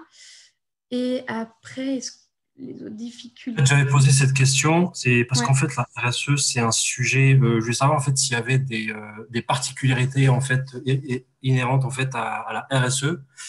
Parce que nous, par exemple, on a eu beaucoup de difficultés au début, quand on avait un programme d'acculturation à l'innovation chez Cdiscount. Et on a eu en fait l'aide des RH, en fait, de la direction RH pour l'acculturation. Et je pense qu'il y a des métiers comme la RH ou le secrétariat général qui pourraient accompagner, en fait, quand on est en début d'acculturation et d'accompagnement sur un programme qui n'est pas facile à mettre en place. Et quand on n'a pas assez le soutien en fait ou le sponsoring du COMEX par exemple. Et là surtout quand on touche à des soft skills par exemple qui sont pas faciles à identifier en interne et à mesurer. Absolument, quand on n'a pas vraiment les outils pour pouvoir les mesurer et surtout quand on a affaire à des personnalités, à des groupes qu'on identifie en interne. Donc, je pense que c'est intéressant d'identifier ces enjeux avant de mettre en place une stratégie d'accompagnement pour les groupes. C'est clair. Et j'ai une deuxième question. Est-ce que vous avez vous identifiez en fait des particularités avant crise et pendant peut-être sortie de crise par rapport à des sujets d'accompagnement pour lesquels vous avez des demandes, des sujets par exemple que vous n'avez pas eu beaucoup de demandes avant la crise et peut-être pour lesquels vous avez beaucoup de demandes là, actuellement, vous avez en fait des tendances. Alors là, comme ça, parce que c'est vrai qu'on a dû forcément, enfin, tu vois, on a un peu réfléchi on a dû forcément pivoter, adapter tous nos dispositifs vu le contexte actuel, ça c'est sûr. En fait, c'est intéressant. En tout cas, c'est le sujet des compétences qui revient pas mal. Des compétences, parce que bah, voilà, on a été extrêmement, enfin, toutes les boîtes ont été extrêmement bousculées par la crise du Covid. Et donc, tout le monde a dû être extrêmement efficace, extrêmement agile, assez frugal, en fait. Et c'est marrant, c'est une des remarques que la DRH d'une des boîtes avec qui je travaille nous a dit. Il nous a dit, franchement, je ne vous aurais pas dit ça avant la crise. Mais là, depuis 2 mois, moi, ce que je veux développer chez mes collaborateurs, c'est ça. C'est la frugalité, la résilience, l'agilité. Et ça, c'est une force d'une certaine façon pour nous, parce que c'est dans l'ADN des entrepreneurs sociaux de notre réseau. Et nous, pour développer les compétences des collaborateurs, on apporte du contenu théorique avec voilà, des MOOC, des trucs comme ça, mais c'est surtout par l'expérience. En fait, les collaborateurs vont être capables de développer ce type de compétences. Du coup, c'est avec du mentorat. C'est en envoyant full-time pendant 2 semaines à 6 mois un collaborateur chez un entrepreneur social. C'est vraiment comme ça, en fait, qu'on arrive à développer ce type de compétences. Voilà. Donc là, par rapport à ta question, il y a vraiment ça qui me vient en tête. D'accord. Et nous, en fait, on avait observé aussi dans mon équipe chez Cdiscount qu'il y a aussi une tendance. Il y a eu beaucoup de boîtes qui ont en fait, je dirais, fait le choix difficile de débaucher en fait des salariés, mais il y avait aussi en fait la notion de recyclage en fait, de monter en compétences, et je pense que c'est une façon de penser, de recycler en fait les collaborateurs, et au lieu d'en fait de penser un plan Ah oui, ok. penser en fait un plan pour un plan de départ, en fait, ils auraient peut-être mieux pensé de les former et de les monter en compétence sur peut-être d'autres métiers sur lesquels en fait, ils auraient pu être plus efficaces que d'aller chez la concurrence ou d'aller chez, en fait, c'est des sujets auxquels on avait pensé en interne. Et je pense qu'ils auraient mieux peut-être essayer de penser aussi à ces opportunités-là aussi. Ouais. Il y aura beaucoup de demandes sur ces sujets-là. D'accord. Donc, ça m'a perturbé le terme de recyclage de. L'économie circulaire. Oui, j'étais sur l'économie circulaire, mais ouais. Okay. Effectivement, ça c'est un truc qui est pas mal revenu, le fait de réorienter des collaborateurs sur d'autres sujets, et aussi utiliser ce temps peut-être de moindre activité pour peut-être justement innover. En fait, Absolument. Et ce que tu réalises, c'est que le premier réflexe des entreprises dans un contexte de crise, c'est de diminuer les gens, quoi. Et alors que ça peut être une super opportunité pour rebondir, réfléchir, innover de façon durable. Donc, ouais. Absolument. Après, c'est vrai que le changement est plus facile d'accompagner quand tu as aussi un support extérieur pour l'entreprise. Et c'est vrai que c'est là où on voit aussi l'enjeu de la collaboration, parce que c'est compliqué en interne de justement pouvoir valider ses choix en tout cas, et pouvoir les accompagner. Donc, ouais, ça c'est. Après, du coup, je ne suis pas très objective si je dis ça, mais effectivement, c'est très important d'avoir un tiers facilitateur. Exactement. Les collaborations, ou en tout cas, je ne sais pas s'il faut un tiers facilitateur comme Ashoka pour accompagner les collaborations, ou s'il faut avoir juste un point de contact en interne de la boîte, mais en tout cas, c'est vraiment clé, c'est une personne qui soit vraiment en charge de cette collaboration et qui va le mener de bout en bout, et faire en sorte que les deux parties prenantes se comprennent. Ça, c'est vraiment si on revient sur les collaborations, quoi, entre un acteur extérieur et la boîte, c'est créer un objectif commun pour les deux parties prenantes, faire en sorte qu'on comprenne les attentes des uns et des autres parce qu'on n'a pas forcément les mêmes objectifs. Tu vois, entre un entrepreneur social, son objectif, c'est d'avoir de l'impact. Une boîte, ça va être peut-être son premier objectif, c'est de la com, de la visibilité, de l'engagement de collaborateurs ou du business. Ce n'est pas forcément de l'impact. Donc, à terme, tu n'auras pas forcément le même objectif, mais au moins, il faut comprendre l'objectif de l'autre et savoir mettre un peu de l'eau dans son vin, tu vois, de chaque côté. Je ne sais pas si c'est clair, mais nous, ça, Et en fait, c'est pour ça que je pense que le lab peut être un vrai levier intéressant parce que tu définis déjà de premier abord que tu as entre guillemets, cet objectif commun qui est à la fois et de profit et d'impact. Donc, je pense que ça peut permettre justement d'aider à faciliter cette… c'est ça. En fait, c'est toujours cette phase de cadrage. Hein. C'est ton objectif commun, la compréhension des attentes. Tu mets en place des critères et des indicateurs qui conviennent aux deux parties prenantes. Et donc, si là, on parle d'un Green Lab, donc moi, j'entends Green Lab, du coup, social, environnemental et business. Donc, c'est important de rentrer dans les critères, pas seulement le business, quoi, et le court terme. Complètement. Je crois que Frédéric, tu voulais compléter, tu avais un apport. J'avais une question surtout. Moi, dans les problématiques que je vois souvent, Johnson & Johnson, par exemple, avec leur lab, ils ont le même problème, c'est le global versus le local. On a beaucoup parlé du global en soi. En effet, si on ne bande pas le global, ça marche pas. Mais on a aussi du mal à aborder le local parfois parce que le global peut parfois empêcher le local d'exister. À des directives parfois un peu compliquées, on ne sait pas par où rentrer. Parfois, le global considère qu'il n'y a que l'idéation qui compte, alors que bon, ce n'est pas une fin en soi, etc., etc. Et donc, comment est-ce que vous faites pour que tout le monde s'y retrouve, à chaque fois à la fois le global et à la fois le local aussi, qu'il n'y ait pas de frustration avec des gens qui ne savent pas comment participer? François, tu veux répondre? Avec plaisir. Dans un premier temps, je pense que le point de vue purement business, c'est une très bonne question. Et en fait, je pense que c'est une question qui a tout son sens dans les années 2000, au moment où on a commencé à se rendre compte de ce global versus local. C'est d'ailleurs, j'ai fait une tribune il n'y a pas longtemps à ce sujet-là qui expliquait que les années 2000, c'était le global versus le local. Les années 2015-2020, on va nous réexpliquer qu'il faut retourner vers le local.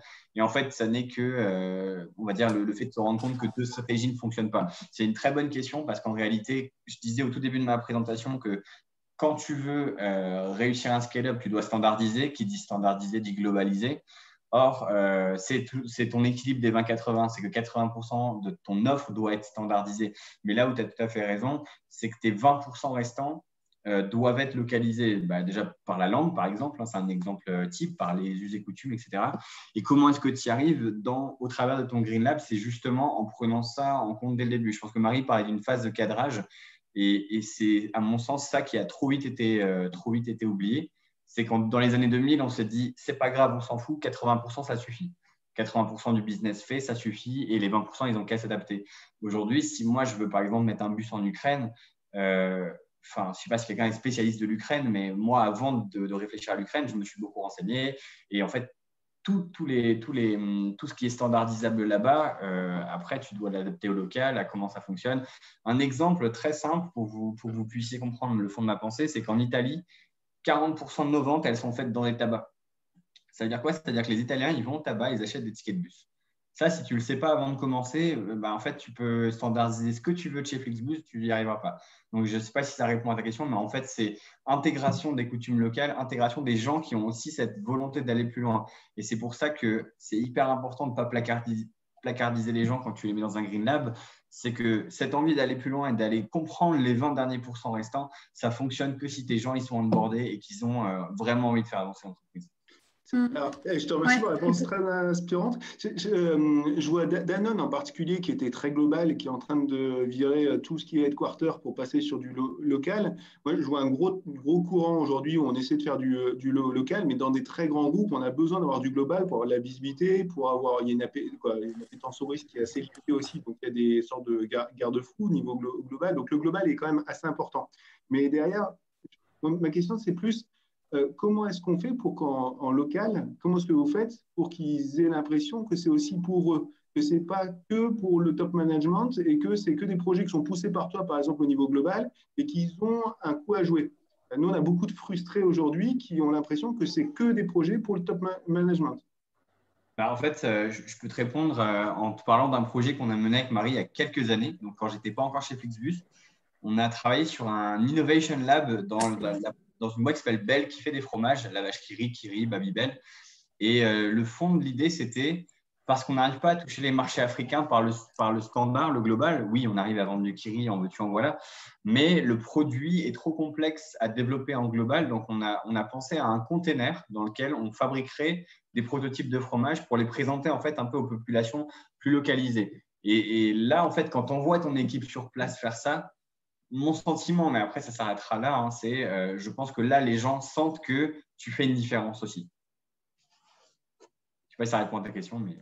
Et pour compléter, peut-être, ça m'a rappelé des souvenirs, François, avec Maker Tour. Mais pour compléter, moi, ça me fait penser à un partenariat qu'on a aujourd'hui avec Boehringer Ingelheim. Facile à prononcer, je ne sais pas si vous connaissez, c'est un laboratoire pharmaceutique allemand. Donc, on a un partenariat avec eux depuis 15 ans. Et donc, on a construit un programme qui s'appelle Making More Health. Donc, faire plus de santé, si je le traduis comme ça. Et donc, en fait, c'est un partenariat donc, mondial qui s'est décliné localement dans plein de pays. Je ne sais plus combien, mais c'est une vingtaine de pays. Et en fait, on a fait face à cet enjeu, c'est ce truc global, on a une équipe globale, comment on le décline localement, comment les équipes locales s'en emparent et l'adaptent en fait à leurs enjeux. Donc mais c'est toujours un peu pareil, hein, c'est que on s'est dit, OK, on a une raison d'être, voilà, c'est Making More Health. On a 3 grandes briques, trois objectifs. Un, c'est soutenir les entrepreneurs sociaux dans le secteur de la santé. 2, c'est développer les compétences des collaborateurs en lien avec, donc ils ont listé un certain nombre de compétences, donc l'empathie, être problem solver, être créatif, etc. 3, faire de la co-création avec ces entrepreneurs sociaux pour développer des nouveaux modèles économiques, identifier des opportunités business, etc. Voilà, c'était ça le framework. Et après, l'idée, c'est tu vas identifier des bons ambassadeurs locaux pour qu'ils s'approprient ça et qui créent leur propre programme Making More Health dans leur pays. Enfin, ça a l'air hyper simple, mais pour le coup, ça nous a permis d'embarquer et de former à l'innovation sociale plus de 10% des collaborateurs de Boehringer Ingelheim. Donc, ça fait quand même 6000 personnes dans cette quinzaine de pays, de soutenir plus de 800 innovations sociales dans ces pays-là et de lancer une dizaine de projets de co-création. Je ne sais pas si ça aussi répond à ta question. Mais... Du coup, la conclusion, ce serait... Pardon, excuse-moi. Et juste est-ce que spontanément, est-ce que vous permettez, et là c'est plutôt la question pour François, à des individus de venir avec une idée et est-ce que vous les accompagnez ou ça vient que du top management? Alors, nous, dans notre façon de fonctionner, j'ai fait en sorte de donner le périmètre des idées, entre guillemets. C'est-à-dire que j'ai certaines personnes qui sont spécialisées dans quelque chose. Ils peuvent venir avec des idées, mais ils savent que ça doit nourrir le business. Et ça fonctionne plutôt bien puisque justement, ces gens viennent avec des idées totalement spontanément et ils les développent. Moi, à partir du moment… En fait, on a développé une scorecard ensemble en se disant autour de la table, est-ce que cette idée, elle est bonne pour le business, elle est bonne pour ce qu'on veut faire? Oui, non, on met un rating. À partir du moment où ça fonctionne, on la pousse dans l'Innovation Lab et moi, après, je ne regarde plus jusqu'à ce qu'on ait un prototype. Donc, après, c'est sûr que si quelqu'un qui est sales vient me proposer un modèle financier, on va le regarder avec le directeur financier, mais c'est peut-être ça arrive moins souvent que sur son domaine d'expertise. Merci François. Du coup, ça voudrait dire finalement qu'on aurait autant de Green Lab que de local, en fait, quelque part. Si on veut vraiment se dire qu'on a un impact qui est réel, finalement, on pourrait avoir ce Green Lab qui serait vraiment déployable avec peut-être un cadre donné, mais qui se déploierait à chaque fois dans chaque pays et que chaque pays, sa structure, en fait. Je vais me permettre de rebondir là-dessus parce que je pense que tu as tout à fait raison et je reprends l'exemple de Frédéric sur Danone qui est un très bon exemple. Danone, ça fait pas mal de temps qu'ils se cherchent. Moi, je suis le projet depuis quand même quelques années. Et pour répondre à ça, je pense que green, ce n'est pas forcément le mot le plus important parce que green, comme disait Marie, ça implique le social, l'écologique, le sociétal. Ce qui est hyper important, c'est le business à la fin. À la fin de la journée, ce qui est important, c'est ça. Et si on le résout par le local, alors c'est ce qu'il faut faire. Et probablement que c'est ce que Danone est en train de réaliser, c'est-à-dire que ce que tu fais, encore une fois, en Ukraine ou en Norvège, tu ne le fais pas en France de la même façon. Et green, c'est devenu obligatoire. En revanche, ton approche locale n'est pas obligatoire, mais elle est vivement conseillée. Très clair. Il y en a qui partagent ce point de vue. Moi, je vois des hochements de tête. Donc, oui. On avait une autre question dans le chat qui était, on y a partiellement répondu, mais c'était plutôt concernant l'accompagnement dans la durée dont tu parlais, Marie. Et vous êtes sur des programmes de 3 ans en moyenne. Est-ce que sur l'espace de 3 ans, si je traduis la question, on arrive finalement à mettre un temps commun entre le temps long de l'entreprise et le temps court des entrepreneurs, on va dire, et où est-ce qu'il y a en 3 ans, au final, est-ce qu'on arrive à mettre des premières briques ou on arrive vraiment à aboutir au programme qui était prévu, quoi? Ou est-ce qu'il y a cette notion de réajuster la notion du temps et des objectifs chacun des deux côtés pour pouvoir réussir à avancer au même rythme, quoi? Tu as un peu répondu, mais ouais, non, non, mais c'est tout à fait ça, tu as raison. C'est effectivement tout l'enjeu, on le voit, hein, et c'est aussi pour ça que c'est hyper important d'avoir un tiers facilitateur ou en tout cas un chef de projet qui va temporiser et faire la traduction en fait entre ces startups sociétales et ces grands groupes. Donc c'est 1, pas du tout la même temporalité, 2, pas du tout les mêmes objectifs, enfin pas forcément en tout cas au début, et 3, pas forcément la même façon de travailler. Et donc après, ce qu'il faut avoir en tête, c'est qu'il y a plusieurs façons, enfin, il y a plusieurs niveaux de collaboration. Tu as la collaboration niveau 0, en quelque sorte. Hein. C'est peut-être plus de la prestation de service.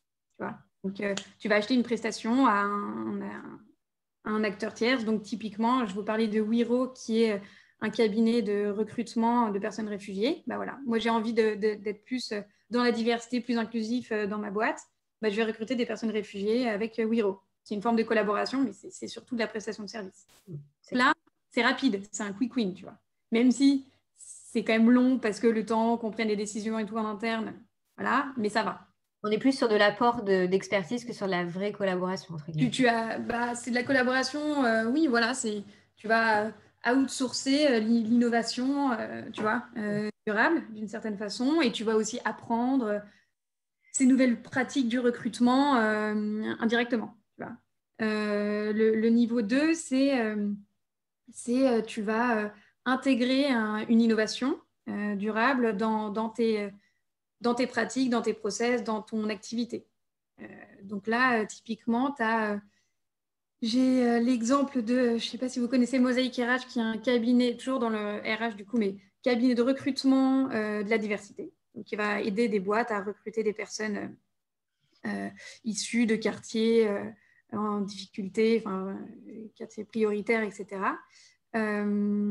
Et donc là, eux, ils ont donc Adecco, Ponte de l'intérim, a intégré la plateforme de recrutement de Mosaïque dans ses process, dans ses outils, pour permettre de recruter en intérim plus de personnes issues de la diversité. Donc là, tu vois, c'est quelque chose qui va mettre un peu plus de temps, mais pas trop non plus, parce que ce n'est pas de l'innovation, tu ne vas pas co-créer quelque chose, tu vas intégrer dans tes offres, dans tes outils, une innovation durable.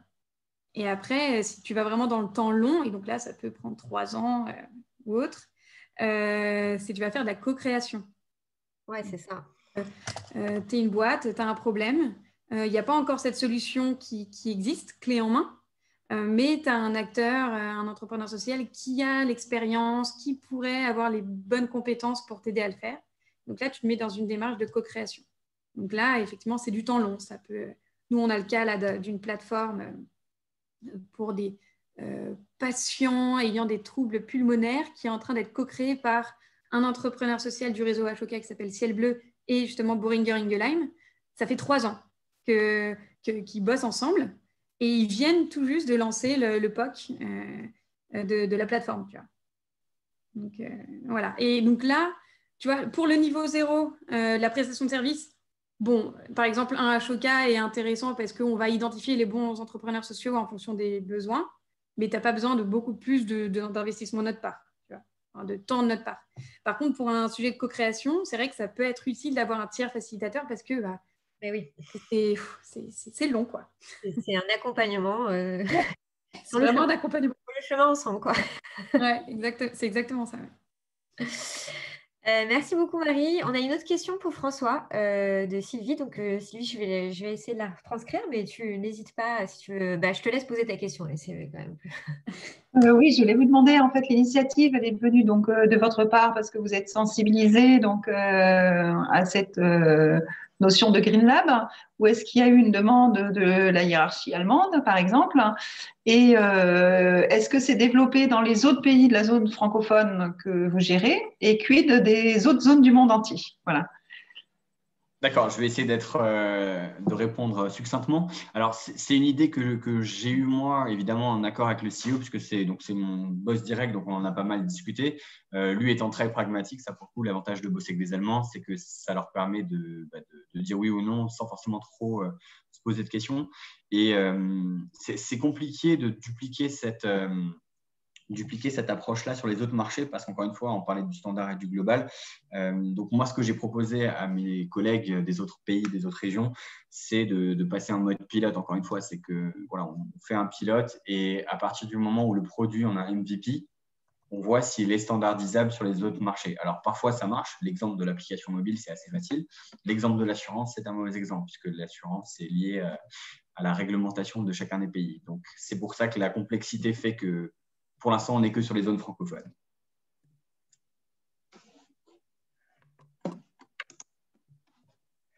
Merci François. On en revient en effet à cette histoire de qui est à l'initiative et qui pousse ce genre d'initiative. Est-ce qu'il y a des enjeux politiques aussi ou est-ce qu'il y a des enjeux de bien commun incarnés par la raison d'être? Et je pense qu'au final, toutes ces initiatives vont dans le bon sens. Donc, c'est ce qu'on retient. Mais en effet, ce que tu expliques traduit tout à fait ça. Est-ce qu'il y a d'autres commentaires? Sinon, on va du coup passer sur la suite du programme.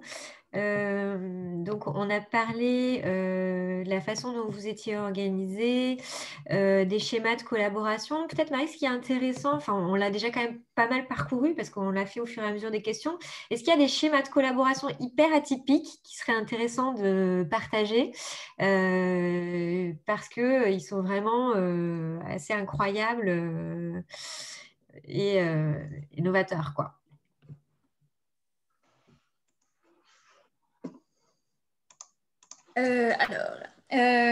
Des schémas de collaboration extrêmement atypiques et incroyables. Parce que, donc pour moi, les schémas, je vous en ai parlé, hein, c'est les différents niveaux. Ouais. Après, tu as des différentes façons, tu vois, de faire émerger ces collaborations. Donc là, on l'a vu, en fait, tu as des Green Labs. Je ne connaissais pas ce terme de Green Lab avant. C'est Frédéric qui m'en avait parlé cette semaine. Donc, ouais, tu peux avoir en gros des labs en interne d'innovation pour faire émerger ces collaborations. Tu peux lancer des appels à projets extérieurs pour identifier des pépites et qui vont matcher avec tes enjeux business. Tu peux lancer ton propre accélérateur. Qui permet justement d'incuber en quelque sorte des entrepreneurs, donc des collaborateurs avec des entrepreneurs sociaux, tu vois, pour créer ces collaborations-là. Donc, par exemple, un des trucs qui est émergé toujours via ce partenariat avec Boehringer Ingelheim, il y avait un fellow Ashoka qui s'appelle Cola Life qui avait identifié un problème. Donc, ça, c'est vraiment pour la petite anecdote. Hein, mais il a réalisé un problème, c'est que il n'y avait pas de médicaments qui arrivaient à être acheminés au fin fond des plus petits villages d'Inde ou d'Afrique.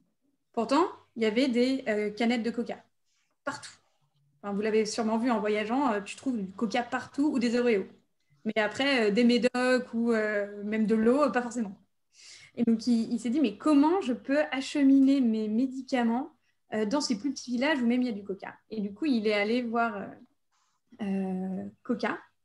Et il leur a proposé en fait une sorte de dispositif qui permet de se plugger en fait aux canettes de bouteilles de coca. Et donc ça permet dans ce petit dispositif tout petit là qui se plug ouais c'est ça, ces cagettes de bouteilles de coca, il y a plein de médicaments.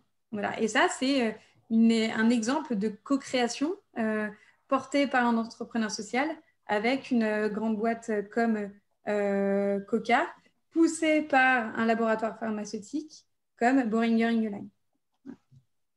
Ouais, c'est vraiment la rencontre des univers, pour le coup, qui est hyper atypique sur ce partenariat. Exactement. Et ça, c'est ce qu'on appelle vraiment la co-création entre plusieurs acteurs d'un même système, d'un même écosystème. Merci beaucoup, c'est intéressant. Ok, on en a parlé, on avait un point abordé sur les COMEX, mais je pense qu'on l'a quand même pas mal abordé, la difficulté justement d'embarquer les COMEX, sauf s'il y a des questions spécifiques là-dessus, vous me faites des grands signes, mais je pense qu'on a quand même dit les gros enjeux à ce sujet-là. Et puis, du coup, avant de passer sur la phase de construction collaborative, est-ce que François, Marie, vous pouvez nous dire, vous, les perspectives d'un Green Lab, ce que ça pourrait vous apporter? Toi, François, peut-être du point de vue plutôt de l'entreprise, ce qui sera très certainement pas mal de choses qu'on a partagées là, mais peut-être, en tout cas, s'il n'y avait qu'une chose que pourrait amener un lab par rapport à ce que vous faites aujourd'hui dans les initiatives, qu'est-ce que ce serait? Et puis, toi, Marie, si ça pouvait permettre de répondre peut-être à une problématique que vous avez eue sur un client qui était qui était beaucoup plus challenging. Et voilà, quoi. Si on se projette dans cette perspective de Green Lab, quel serait vraiment le point que ça permettrait de créer? Honneur aux dames. Ça peut être sympa si chacun a son point de vue avant. Sympa, François.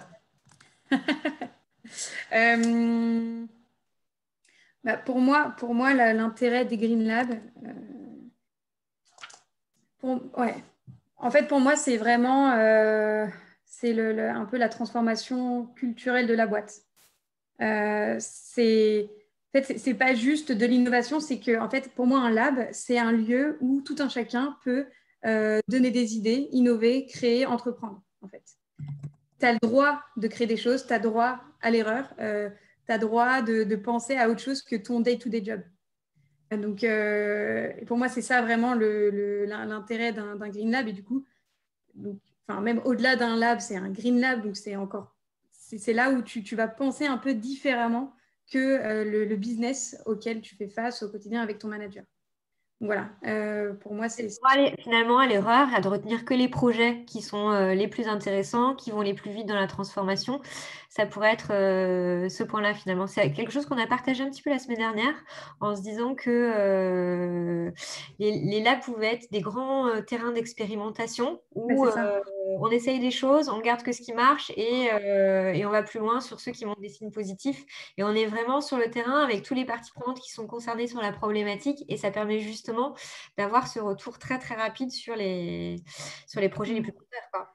Mais ce qui est intéressant, tu vois, c'est que là c'est un peu différent, mais bon, moi dans une autre vie, j'ai fait le tour des Fab Labs pendant 1 an et du coup des labs d'entreprise, etc. Et tu vois, on avait vu, c'est pour ça que je parle de la dimension aussi culturelle qui est hyper importante. On a documenté le Renault Creative Lab à Séoul. Et c'est marrant parce qu'on avait documenté celui de Paris. Enfin, c'était pas à Paris, je sais plus où c'était, Aubervilliers ou quelque chose comme ça. Et en fait, les deux étaient hyper différents. L'un à Paris était plus... l'objectif, c'était vraiment de prototyper, créer des nouvelles innovations, etc. Là, c'est pas green, hein, mais c'était... Voilà. Alors que celui de Séoul, c'était plus former les collaborateurs à la créativité et à l'entrepreneuriat. Ce qui partait de tellement loin que tu ne pouvais pas leur dire il faut prototyper un truc. L'idée, là, c'était juste de leur donner les clés pour éventuellement penser un tout petit peu out of the box. Ouais. Tu vois, et donc ça répond un peu à ta question d'avant, Frédéric aussi, c'est local et ouais. Adapté au contexte local, à la culture et à la maturité aussi des collaborateurs qui sont sur place. Complètement. À toi, François. Merci. Je pense que pour complémenter ce qui a été dit déjà, c'est moi je pars du principe que l'innovation, il faut être extrêmement humble par rapport à l'innovation, et surtout sur un point, c'est que personne n'a de boule de cristal et personne ne sait ce qui va sortir demain, après-demain ou après-après-demain. L'intérêt d'avoir un Green Lab, pour moi, c'est surtout de la veille, c'est-à-dire que ça permet de voir constamment ce qui évolue sur le marché et de faire son petit marché, c'est-à-dire de voir ce qui peut être intéressant à un instant T ou ce qui peut être intéressant demain. Et ça, ce point de vue-là, il est impossible si on est la tête dans le guidon à faire du business toute la journée. Et en fait, ça couvre un peu les angles morts de notre réflexion. Et si je donne un exemple très concret, c'est aujourd'hui la mobilité. Un des sujets principaux de la mobilité, c'est quel type d'énergie on va utiliser pour pouvoir faire avancer les voitures demain. Et ça, aujourd'hui, personne n'est capable de le dire, puisqu'en fait, ça sera probablement soit de l'hybridation, soit des nouvelles technologies. Et l'intérêt pour moi, par exemple, en tant que chef d'entreprise, c'est simplement de savoir demain mes bus, avec quoi ils vont rouler et avec quel institut je vais bosser. Par exemple, on est en contact avec Berkeley, on est en contact avec Stanford pour discuter sur le futur de la mobilité. Alors oui, ça arrivera demain, après-demain ou dans 10 ans. Mais si on n'a pas cette vision dès maintenant, à un moment ou à un autre, encore une fois, un concurrent va y penser avant. Ouais, c'est pour être même tiré jusqu'à dire que ça pourrait être l'occasion de collaborer sur des questions marché avec d'autres acteurs ou Mais pour être honnête, ce qui est fabuleux et dangereux à la fois avec un InnoLab comme ça, c'est qu'on se retrouve à faire les collaborations les plus improbables du monde. C'est-à-dire que nous, on bosse avec, par exemple, l'Aéroport de Paris sur le moyen de créer des navettes pour les pilotes Air France, voilà, ce genre de choses. Et finalement, derrière, on va bosser avec des boîtes qui font de la techno, de capteurs pour les voitures autonomes. Mais pourquoi c'est important pour eux? Parce que nous, on a un tel gros faiseur et on a une telle expertise dans la mobilité qu'on est un acteur incontournable du débat. Mais juste pour ramener ça à la réalité, c'est que ça, c'est une chose bien qui est projective et prospective. Et la réalité des débats, c'est les conseils ministériels avec Djebari et tous les gens de chez KOIC et Transdev qui se demandent juste comment on fait pour éviter les bouchons à Marseille.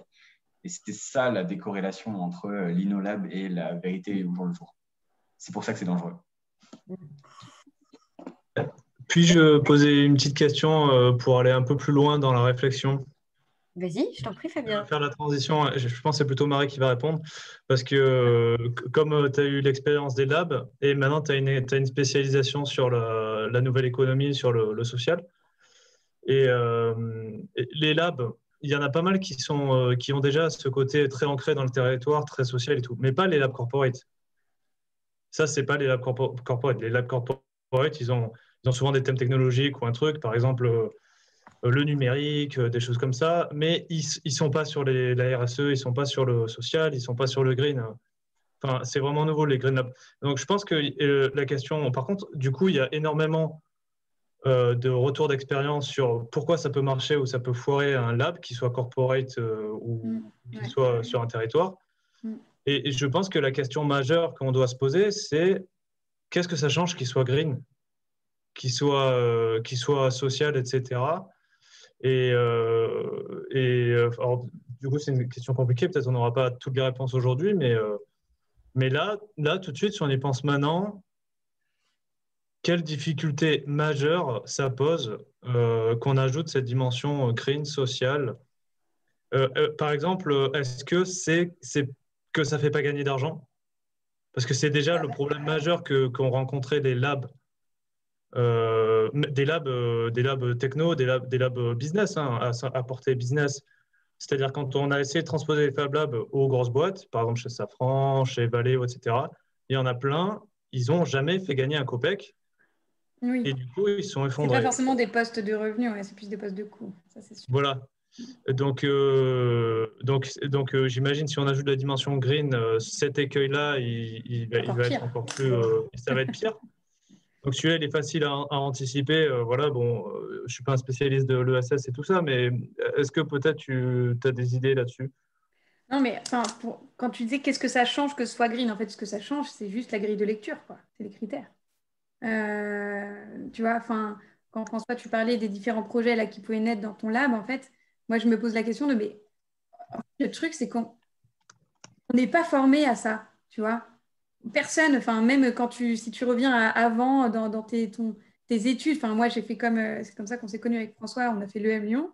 Enfin, ok, on a eu un cours de RSE que tout le monde séchait. Enfin, tu vois, on n'a aucune grille de lecture nous permettant de nous dire ah, ça c'est green, ça c'est pas green, ça c'est un impact social ou ça n'a pas d'impact social.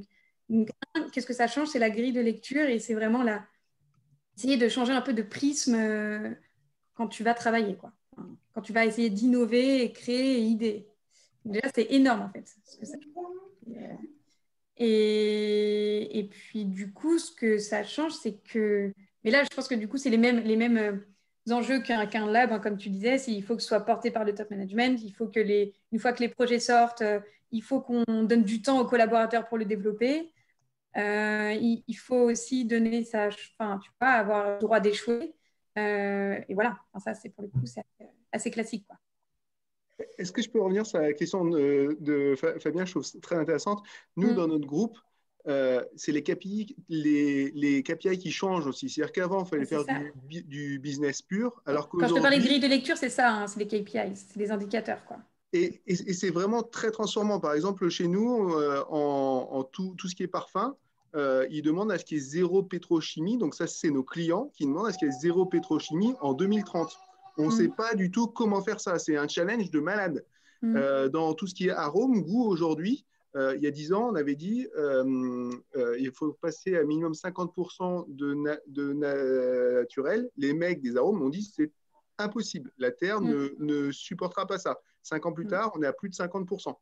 Et en fait, le marché oblige. Donc, il faut obligatoirement trouver de nouvelles solutions pour répondre à ces attentes du marché parce qu'autrement, on ne vend pas. Si tu n'es pas aujourd'hui certifié B Corp dans un très grand groupe, hein, demain, tes clients ne voudront pas acheter. Donc voilà, donc il y a une imposition du marché, donc on est obligé d'avancer. Par contre, je reviens un peu sur ma question top management versus le local. Pour moi, aujourd'hui, le top management, il considère que ça, c'est des questions beaucoup trop importantes pour les Green Labs, etc. Et ils chargent très souvent des acteurs externes, mais ça ne vient pas chez nous. En fait, on a beaucoup de mal, nous, en tout cas, à faire passer des vraies questions stratégiques. Si en local, on a des idées, c'est très compliqué d'empowerer les gens en local, puisqu'il n'y a que le top management qui a le droit de réfléchir, etc. C'est très compliqué. En tout cas, moi, je vois GNG, c'est exactement pareil. Réussir à concilier l'apport du global qui a cette vision, qui a un apport financier aussi, c'est énorme, et le local qui a la connaissance, les mettre ensemble, ce n'est pas toujours simple. Je vais juste rebondir là-dessus, parce que je trouve ça très intéressant pour deux raisons. La première, c'est l'allégorie du 51% de local, de produits naturels. Je mettrai un bémol là-dessus, parce qu'il y a certes le marché qui pousse une demande, mais il y a aussi les convictions. Et la plupart des boîtes, en fait, mettent en avant leurs convictions. Les CEO, les C-level poussent leurs convictions, et c'est ça qui fait le marché. Si demain, je te dis 100% des voitures seront électriques, c'est pas techniquement infaisable, mais ça n'a pas d'intérêt. En revanche, si on se dit on passe de 10 à 50 en 2 ans, c'est faisable et ça a de l'intérêt. Donc, je minorerai un peu le propos dans le sens où, oui, c'est important d'aller vers du naturel parce que c'est ce qu'on veut faire, mais il y a aussi souvent la vision de personnes qui un jour se sont levées. Exemple type, c'est Elon Musk qui a dit les gars, moi, la Terre, ça ne m'intéresse pas, je vais aller sur Mars. Et il va le faire parce qu'en fait, techniquement, c'est faisable. Donc ça, c'est le premier point où je minore ça. Et justement, en fait, ça fait le lien avec ma réponse pour ton top management. C'est qu'en fait, il n'y a rien de mieux que d'avoir un mentor, que d'avoir quelqu'un qui va aller se servir de tes idées dans le top management. Nous, on avait fait ça chez Bell, en fait. Marie, souviens-toi, c'est qu'en fait, on avait la VP Innovation, qui est une femme extraordinaire, brillante au possible. Et en fait, un jour, on en a parlé, je me souviens, on était en réunion et on a dessiné l'idée d'un Fab Lab, enfin d'un InnoLab à l'époque. Elle a dit, OK, on fait. Et la seule chose, c'est que comme cette personne-là a sa place au board et qu'en plus de ça, elle est dans une expertise qui est que tu ne peux pas trop contredire, parce que ça reste de l'inno. Hein. Ce n'est pas comme si tu avais un VP Finance, où, voilà, lui, il se mêle de tout sans savoir rien. Là, l'intérêt, c'est vraiment de trouver un sponsor. Alors, je comprends on va dire la dichotomie entre le top management et les gens qui sont tout en bas, qui ont les idées, qui ont du mal à les faire remonter. Une des bonnes solutions, ça reste quand même d'avoir un mentor. Mais c'est hyper important. C'est avoir un sponsorship du top management, ça c'est clair. Sponsorship, je pense, nouveau changement de KPIs, enfin d'autres types d'indicateurs. Et quand il y a un truc qui marche, il faut communiquer à fond. Parce qu'en fait, ça aussi, on a tendance à pas forcément assez valoriser les petits succès, mais si tu fais pas de com interne dans des grosses boîtes comme ça décolle pas non plus. Et je reviens sur le point de l'agenda, je suis d'accord avec toi, Marie, c'est qu'il y a des gens qui vont te dire oui, c'est bien, il y a des gens qui vont un peu te soutenir, et les gens qui vont beaucoup te soutenir, c'est parce que tu vas remplir leur agenda. Exactement. Et l'exemple type, c'est leurs objectifs. Exactement, c'est tiens, j'ai besoin dans ma feuille de route, dans mes OKR ou dans mes KPIs, de remplir un partenariat stratégique, d'avoir une vision globale, un partenariat. On est en train de monter un partenariat avec WWF, par exemple. Financièrement, ça n'a aucun intérêt. En revanche, en termes d'impact et de positionnement de la marque, c'est hyper important. Et ça ne me sert pas moi, mais ça sert mon boss directement.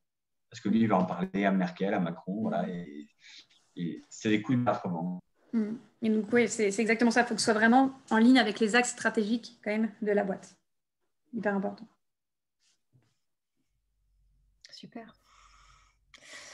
Merci à tous. Je ne sais pas s'il y a d'autres remarques. Sinon, je vous propose peut-être que du coup, on bascule sur Miro pour pour synthétiser un peu tout ce qu'on s'est dit là. Alors, je vais envoyer le lien dans le chat. Du coup, je vous propose de vous connecter. Comme ça, on pourra compléter avec les premiers apports qu'on a eu la semaine dernière. Et l'idée derrière, c'est qu'après, on puisse continuer à échanger, nous, sur la communauté du Super Collectif, sur cette vision-là. Et puis, se dire que peut-être on va monter un projet comme ça, qui sera le projet idéal de Green Lab de demain. Alors, merci Sylvain pour le partage. Est-ce que tout le monde est sur Miro? Je vois Fabien qui bouge. Merci Fabien. Frédéric, super.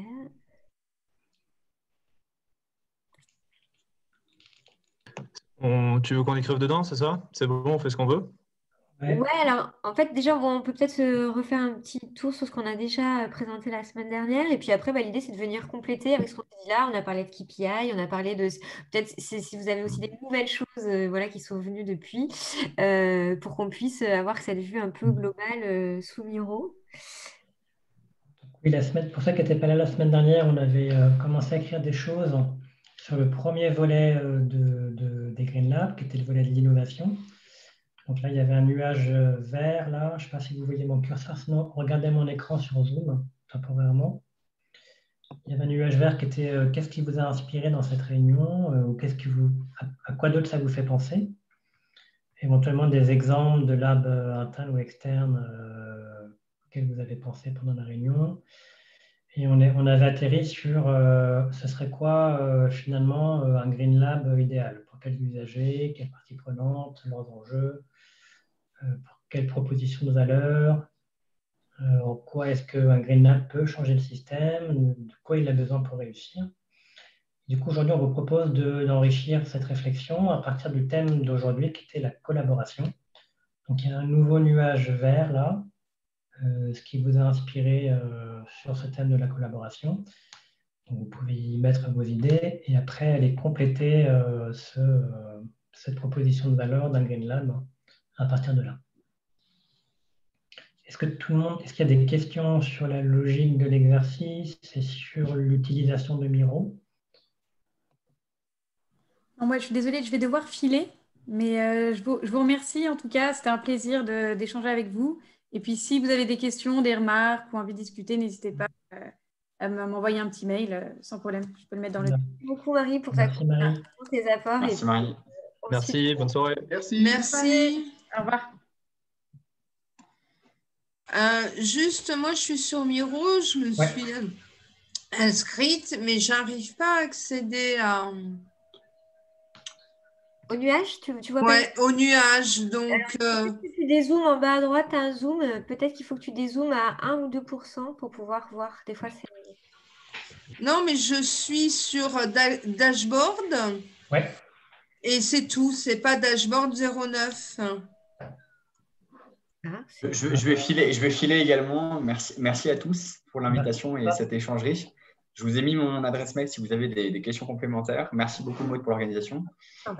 Et puis, merci à toi pour tes apports. C'était très, très riche. C'est un peu le format qu'on aime parce que c'était très en discussion. Et du coup, je pense qu'on repart avec une matière très, très riche. Alors, merci beaucoup, François.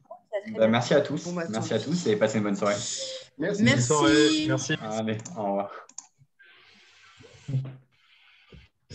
Alors moi, Sylvie, je n'ai pas réussi la semaine dernière à mettre des post-it.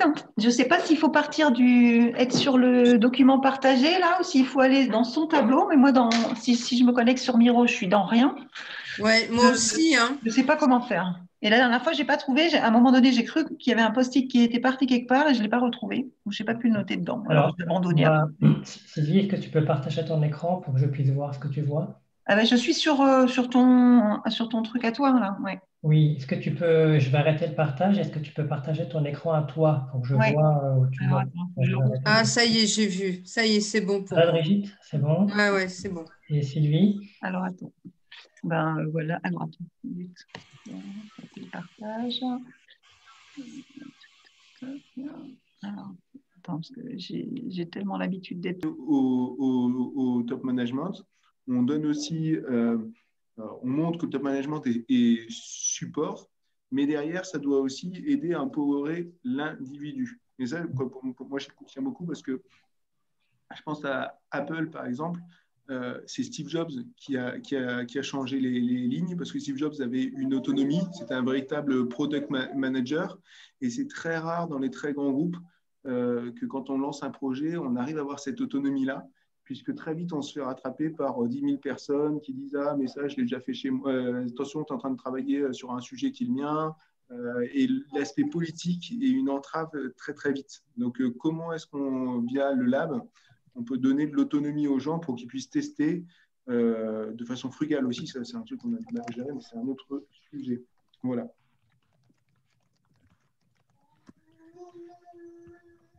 Et je pense que ce qui mine les grands groupes dans l'innovation, c'est les conflits politiques. On va sur le terrain de quelqu'un, c'est déjà pris, et puis il a déjà fait il y a 50 ans ça, et puis on y avance, on n'avance pas.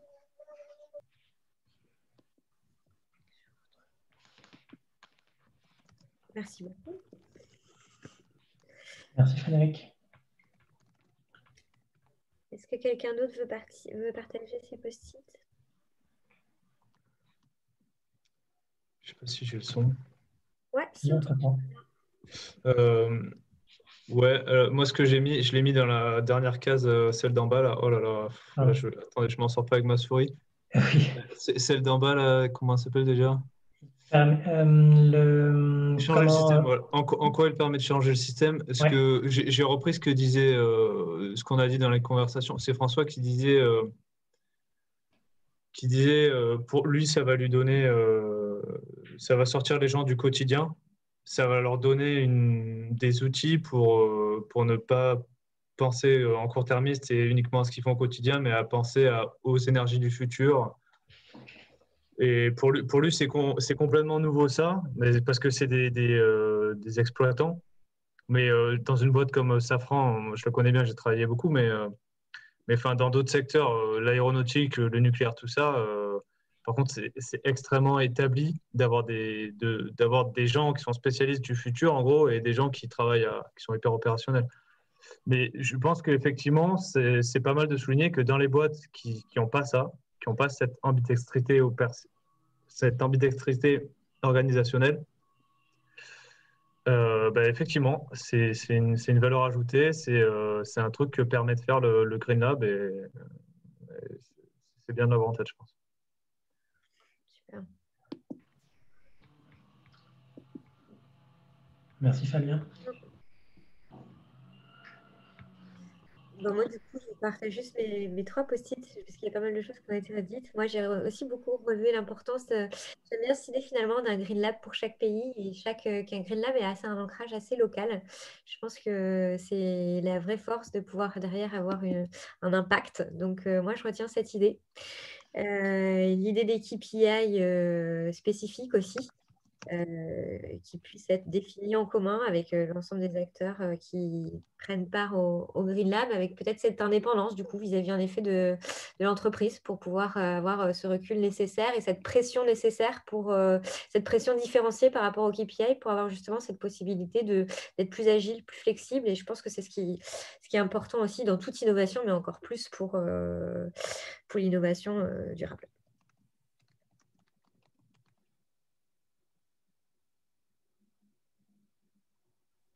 Merci Maud. Sylvie, éventuellement, tu as envie de dire des choses comme ça à la volée? Ou pas? On n'entend pas Sylvie. Vous m'entendez? Oui. Oui, parce que j'ai perdu l'écran, j'ai plus que les vignettes avec des personnes, je ne sais pas ce qui s'est passé. Non, moi, oui, je suis tout à fait d'accord avec le bilan de Maud. Moi, je rajouterais qu'en fait, il y a toute la dimension acculturation, en fait, ce qui est certes pas forcément lié au green, mais lié à le thinking out of the box.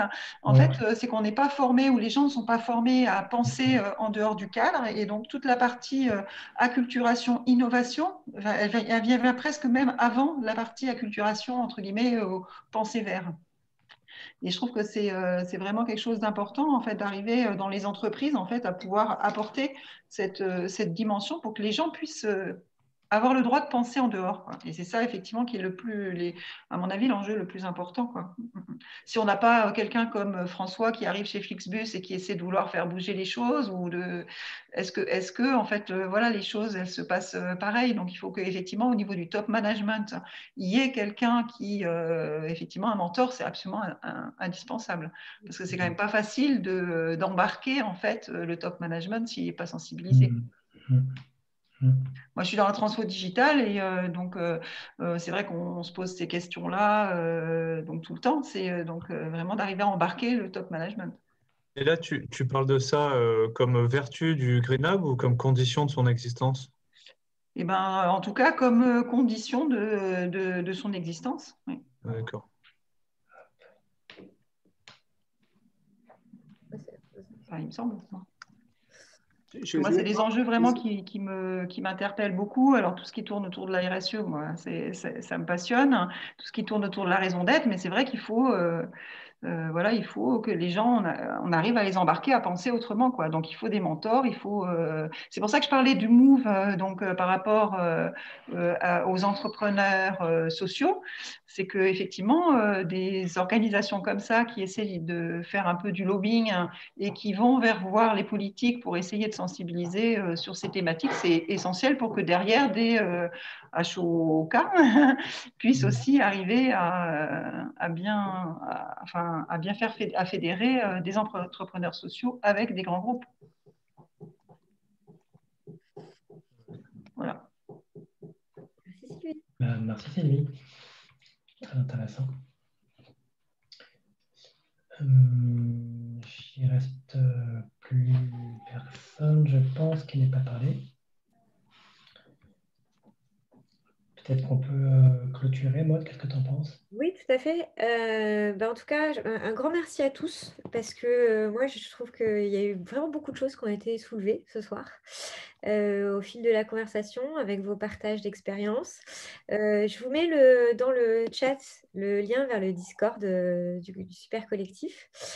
Si vous voulez continuer à poursuivre la discussion sur ce Discord, on va nous, en tout cas, animer en interne la co-création de ce Green Lab et peut-être à terme faire un terrain d'expérimentation, voilà, lancer une initiative de ce type. Donc, on sera ravis de continuer à échanger ensemble sur ce sujet-là. N'hésitez pas et on espère se revoir très vite sur un autre thème. On va partir sur des choses sur le collectif pour les prochaines émissions et notamment la semaine prochaine sur l'organisation des collectifs. Donc, avec plaisir de vous revoir la semaine prochaine. Merci beaucoup à tous les deux. Merci. Merci à tous. Merci pour l'organisation et la participation de chacun. C'était super. Bye. Bonne soirée, à bientôt.